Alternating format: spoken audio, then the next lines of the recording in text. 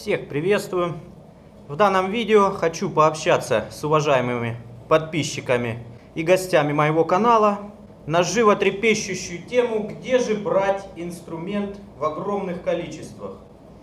У всех мастеров, которых мы видим на видео, в том же YouTube, таких как дядька Максим, Виталий 107, ну и других я особо не смотрю.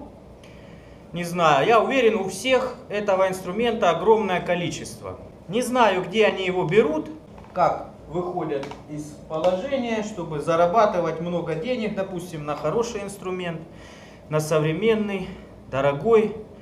У меня столько денег нет, я нашел свой маленький путь, иду по нему, и в принципе все у меня очень-очень хорошо получается. В этом плане я затрачиваю очень мало денег на покупку инструмента. Хотя иногда бывает приходится покупать то, что нужно именно вот в данный момент, и тратить более приличную сумму. То, что вы видите, это еще не все. Так уже интереснее, я думаю. Ну, потихоньку двигаемся к тому, где я это все беру. Все это дело я приобрел за один день. И приобрел это, как это не банально звучит, на металлоломе. С другом поехали мы покупать ему всякие железки. Он искал плиту алюминиевую. Плиту мы так и не нашли. Но зато наткнулся я на вот это.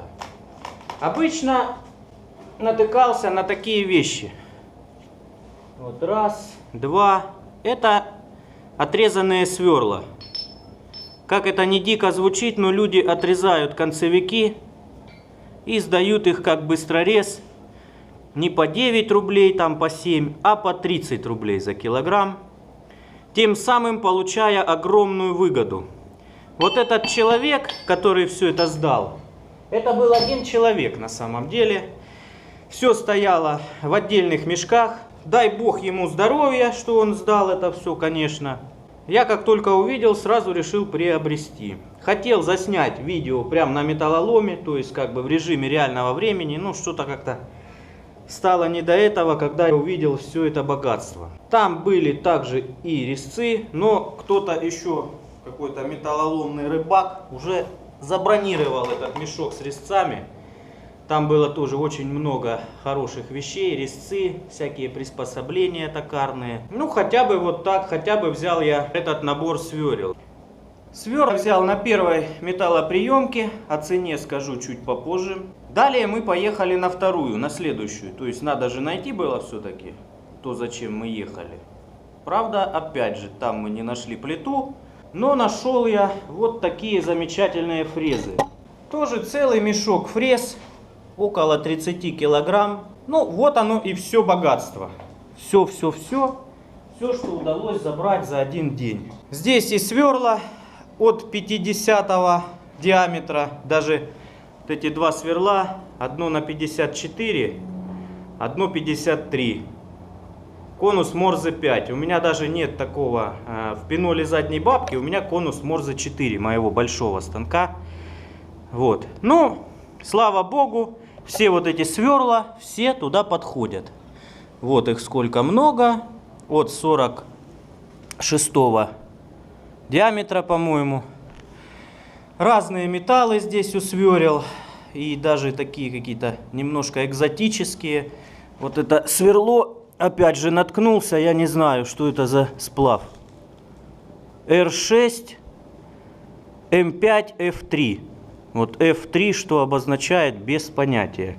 Также здесь есть с кобальтом сверла. Сверла R18. Очень много втулок переходных. Правда, под конус Морзе 5 некуда мне их использовать особо. Но я думаю, в будущем пригодятся. Несколько фрез для фрезерного с твердосплавными вставками. И с быстрорежущими тоже. Так, да, это чистый быстрорез. Фрезы почти новые, но, правда, поржавели. Вот эта металлоприемка, тут все на улице лежало. Это в помещении, поэтому все сохранилось в таком вот виде. Также разбогател немножко на небольшое количество метчиков. Один резец, Потом маленькие резечики. Вот какой-то резьбовой, все с быстрореза. Мега тоненький расточной резец. Ну вот побольше. Какой-то он неказистый. Ну, попробуем. Далее. Приспособа, упор для токарного станка. Не знаю, как им пользоваться. Должно цепляться, видимо, на мой станочек не подходит. Можно будет на фрезерном модернизировать. Здесь есть лимб, подача и фиксирующий болтик. Можно выдвигать больше-меньше. Ну, в общем, настраивать все это дело. Вот также фреза пойдет на НГФ, как-нибудь можно ее пристроить. Зажимы.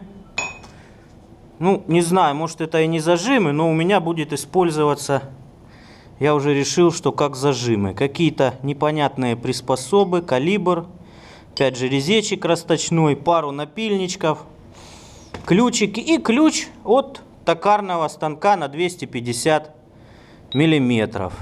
На мой не подходит, у меня 200-й патрон. Далее, есть же еще одна коробочка. А вот и она. Здесь заготовки для будущих поделок. Вот, все это дело видно с какой-то плазменной резки или лазерной резки, я не знаю. Везде есть вот такая прорезь. Все разрезано. Вот даже здесь кубик металла и есть вот эта самая прорезь. Втулочки разрезанные. Вот. Вот тут. Че Гевара, что ли, не знаю, то же самое. Чикнуто везде. Это уже почти готовый хомутик кольцевой. Вот всякие вещи. Я уже думал, вот эту вещь можно использовать как ремкомплект на зубчатую рейку для станка. Ну, вряд ли получится их туда пристроить. Ну вот как-то зубья уже почти готовые для эксплуатации. Ну, в общем, много здесь всяких болваночек с неизвестного металла для фрезерного станка. Было еще несколько штук. Ну вот здесь болванки тоже я забрал. Они просто были в ящике, вот в том желтом. Там были все эти токарные приспособы и часть токарных болваночек тоже там лежала. Итак, подходим к самому интересному. За сколько ж все это можно взять? А, да, вот еще подшипники. Авиационные подшипнички. Тоже все взято было на металлоломе. На том, где под открытым небом. Приступаем к оглашению цен. Может быть, это станет мотивацией для тех людей, которые думают, опять же, что все это сложно, все это дорого, нереально найти. Мне попадалось это все несколько раз. И вот как попалось в больших количествах, я сразу все забрал, отдал все деньги, все, что были. Ради всего вот этого, я думаю, это стоит того. Этих сверел хватит на всю жизнь, на любые работы. Не хватает только на 70, на 80, ну это и станка такого не хватает. В общем, по ценам. Подшипники. Все вот эти подшипники обошлись в 150 рублей. Здесь их 3, ну около 20 штук. Далее фрезы. Так как покупал на отдельной металлоприемке, фрезы мне обошлись как просто металлолом. 20 рублей за килограмм. Здесь было 33 килограмма. Вот считайте сами, 660 рублей. Обошлись все вот эти фрезы, включая твердосплавные и вон те по дереву. Вместе с подшипниками все там около штуки обошлось. Далее. Сверла. Сверла, концевики и болваночки. Вот эти и вот это. Это я брал уже на второй металлоприемке. Сверла стоят чуть дороже, чем металл обычный, потому как здесь это все наполовину быстрорез. Слава богу, что концевики не отпиленные оказались. Кто-то, видимо, может, не знаю, по-быстрому деньги себе на Новый год хотел получить. денег ему немного за это дали. Потому что я все это купил за 3000 рублей. Считайте сами. Вот эти сверла все огромные и поменьше. Сверла на 50 около 1500 бэушная стоит. Это еще поискать нужно, где найти.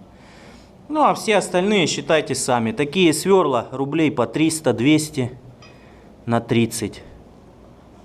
Или около того. Маленькие сверла, конечно, бэушные недорого стоят, но тоже не менее 50-100 рублей. Никто не хочет заморачиваться их задешево продавать. Сюда же вошли заготовки в эту же цену. И вот тот набор заготовок с вот железным ящиком и приспособами, которые в нем лежали. Также забрал шкив и какой-то дифференциал, видимо, от современного автомобиля. Что-то он мне понравился, ну зря взял, бесполезная вещь. Шестеренки все одинаковые, использовать не получится. Так что все около 4 штук, все, что вы видите. Но если так посчитать, здесь лежит одна деталька, которая стоит в 2 раза дороже, если она новая покупается, чем вот эти все сверла. Вот она лежит по центру. Это современное сверло, которое стоит около 8000 рублей. Производство Германии. Все как полагается. Ну я не знаю, я не миллионер, чтобы покупать такие вещи. Это мне тоже приблудилось на металлоломе. Просто знаю цену ему. Я работал с такими вещами. Знаю, почем их покупали на фирме. Так что смотрите сами. Можно покупать вот так. Можно покупать на металлоприемке, искать, ходить, спрашивать и просить ребят, чтобы оставили те же болваночки. Вон, кстати, 2 болваночки с нержавейки я тоже забрал. Просить, чтобы оставили для вас. Вдруг вам пригодится. Ребята обычно входят в положение, но не все. Из, допустим, 7 металлоприемок только на 2 нам не отказали. Кому видео было интересно и полезно, подписывайтесь на канал и ставьте лайки. Благодарю за внимание и всем пока!